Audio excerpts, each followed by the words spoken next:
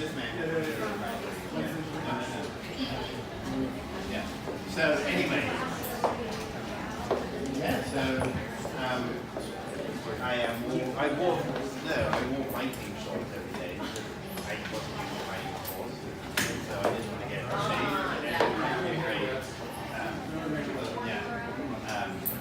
And I lived in the shed. All I had was a chest freezer. Yeah, all I had was a chest freezer with meat. So my last meat campaign was like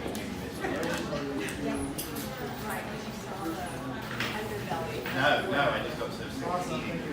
It wasn't really, I was like, so I had sloppy joe for breakfast, steak for lunch, and then hamburger for dinner.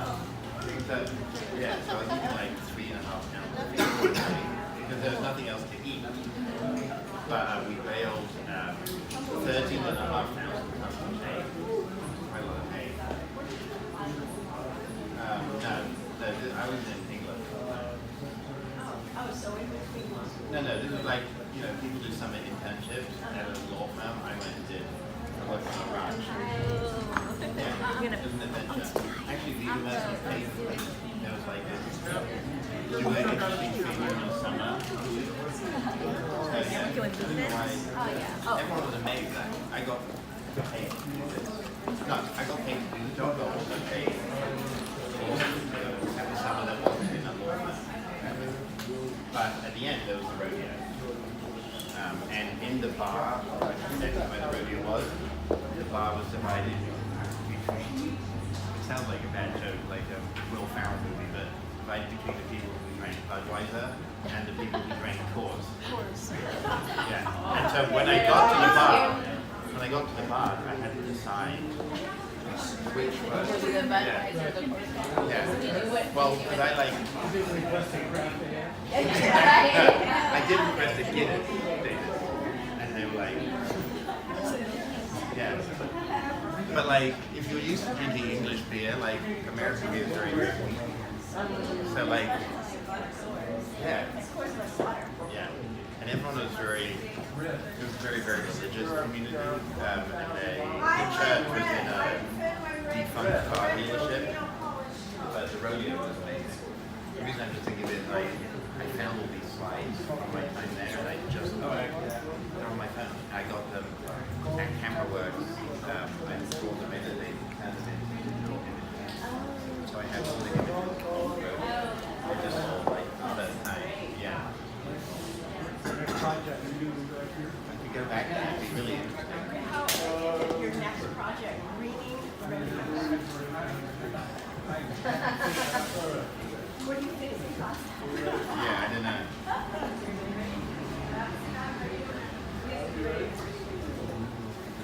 We ready? I think we're ready. Are we readier? We are ready. Readier than we were? Yes, Okay. Ready? ready. Set. Whoa. Go. Okay.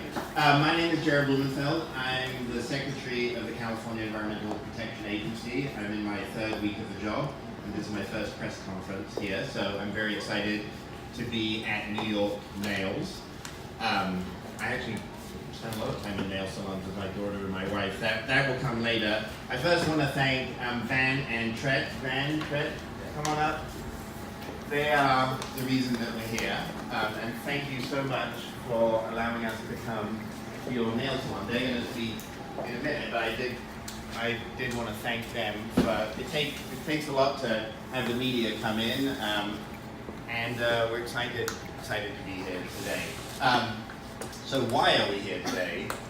The reason is really to focus on chemicals. There's more than 80,000 chemicals in production, which is just kind of a mind-boggling number. If you think about all these chemicals, most of which you kind of need a PhD to understand when you look on the back of the label, I think our assumption is that chemicals are safe, right? How could they put chemicals in products that would harm us?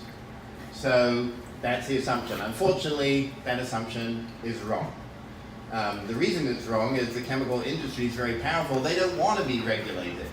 But California, as a state, said, you know what, enough is enough. So they developed the Safer Consumer Products Program. which is exactly what we would want. Let's make things that we buy safe. So people come to New York Nails for a refuge, right? Difficult times we live in. You turn on the TV, it's crazy. You want to get your nails done, and you want to know that it's safe. Unfortunately, many of the chemicals that other nail salons use contain toluene. And toluene actually affects your nervous system, can affect the development of the fetus in the womb. There's all kinds of things you don't want to have toluene breathing in. And when we go and get our nails done, right, you smell. There's that smell, right? And it's formaldehyde, it's toluene, it's all kinds of nasty stuff that's in it. Right here, we're smelling nothing, right? That's because this is a healthy nail salon, part of a program that we're going to hear about today. So I'm super excited that this year you're going to hear from Dr. Meredith Williams, who's the acting director of the Department of Toxic Substances Control, that we have chosen toluene as a priority chemical to start looking into. So in years gone by, we looked at things like flame retardants. We all now know that the things that are in pillows and mattresses, all kinds of stuff that stop flames from happening, are also very toxic to us when we breathe them in, and to firemen and women when they're putting fires out. So this program has been an incredible success. DTSC, under the leadership of Meredith, is going to be absolutely fantastic, as you'll hear from Meredith right now. Meredith, come on up. Let's hear it for Meredith. Come on. Yeah, this is the New York Nail Salon. Welcome. New York style. Thank you, Jared, and thank you all for coming. Welcome on behalf of our hosts. As Jared said, my name is Meredith Williams, and I am the acting director of the Department of Toxic Substances Control, and I'm also the deputy director for the Safe Consumer Products Program.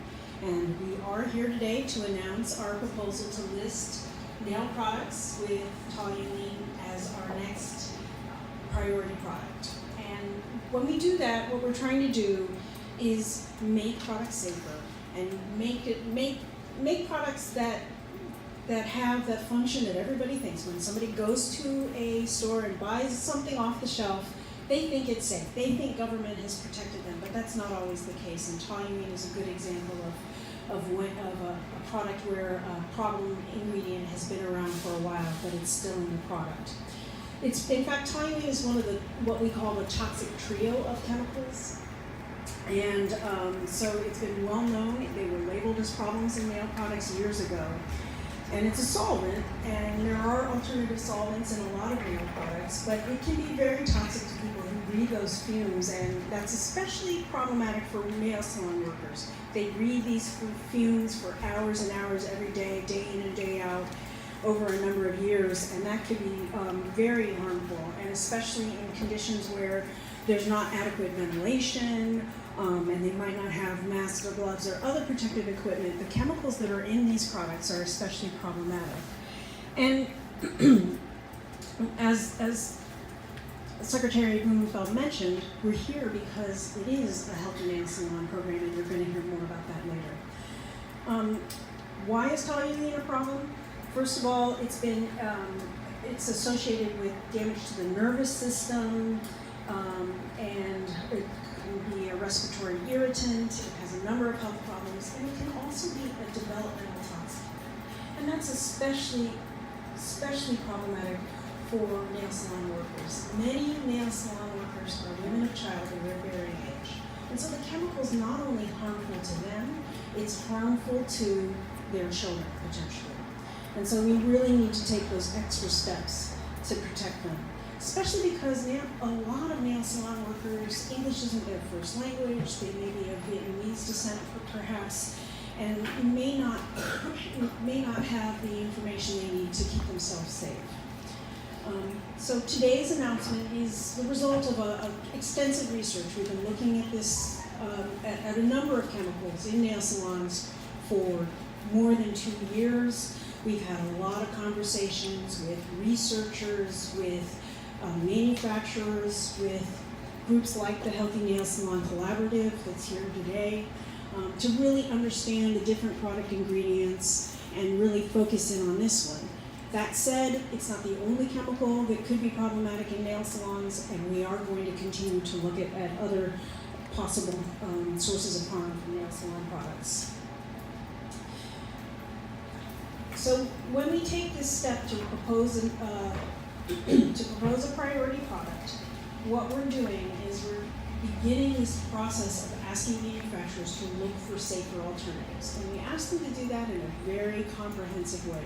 So this is the first step. We'll host a workshop on March 13th, and the manufacturers will come, other people who are interested in this problem will come, talk about talk about our work, give us feedback on the technical document that we've done and we'll publish today. The technical document explains the background of our concerns, how we think people get exposed to the chemical, and we release that for public comment. Once we get all the feedback from the workshop and from written comments, we then decide if we need to revise that document, and then we'll send it out so that external scientists, other scientific experts can review our work and make sure that we've made a good decision. This is the latest product that we've named under the Pioneering Safer Consumer Products Program. Those regulations went into effect in 2013, and we've looked at, as Secretary Blumenfeld mentioned, flame retardants, specifically in children's products that children sleep on. In spray foam insulation, where people can inhale a chemical that could cause asthma. And recently we were looking at methylene chloride in paint strippers. That particular chemical has resulted in quite a number of fatalities over the last few decades. So as you can see, we're tackling problems that are found in a broad array of settings. And we have the resources with this set of regulations to really take action and make sure that when companies look for safer alternatives and change the chemistry in their products, they do it in a way that they find something that really is safer and not just creating other problems. So I hope you'll stay engaged with us and continue to pay attention to our work. We think we have a lot of good things to come. And without further ado, I will introduce Julia Liu from the Healthy Nail Salon Collaborative. Hey, Julia! Hi, good morning, everyone. I'm Julia Liao. I am a Chief Deputy at Asian Health Services. Asian Health Services, we are a community health center that provides medical, dental, and mental health services to over 27,000 patients, many whom are nail salon workers. And we actually established the California Healthy Nail Salon Collaborative because we saw the epidemic of health and safety issues that nail salon workers were facing on a daily basis. It's not uncommon for nail salon workers to come into our clinic doors because they're experiencing respiratory illnesses, they're experiencing nose and throat irritations, dizziness, headaches, chronic dermatitis, that's rashes, and other reproductive health illnesses. And it's not uncommon when patients come in and they're pregnant and they ask, is it okay for me to continue to work in the salon? And so our providers and our physicians can provide information about how to reduce risk to exposure to chemicals, what they can do on a daily basis. But the fact remains that the root factor to their health and safety issues really is the prevalence of toxic chemicals in the nail care products that they handle on a daily basis. And this is because at our federal level, the system is broken for assessing the safety of nail care products and cosmetics overall. So today, California yet again is showing to be a leader, stepping out in front to be a model for our country in being able to propose this alternative, safer alternatives without toluene in nail care products. So this is a significant milestone for nail salon workers across the state. And so we really applaud DTSC for taking this leadership to really think about the health and safety of nail salon workers who are predominantly Asian immigrant women, particularly of Vietnamese descent, and are of reproductive age. So really this effort and this initiative to spur these safer alternatives of nail products without toluene really is what is needed to address what is the underlying environmental and social injustices that nail salon workers face. And just again, to applaud DTSC, because if this proposal gets passed, this will have positive impacts on people like Vân, who is the owner of the salon and who also works in the salon.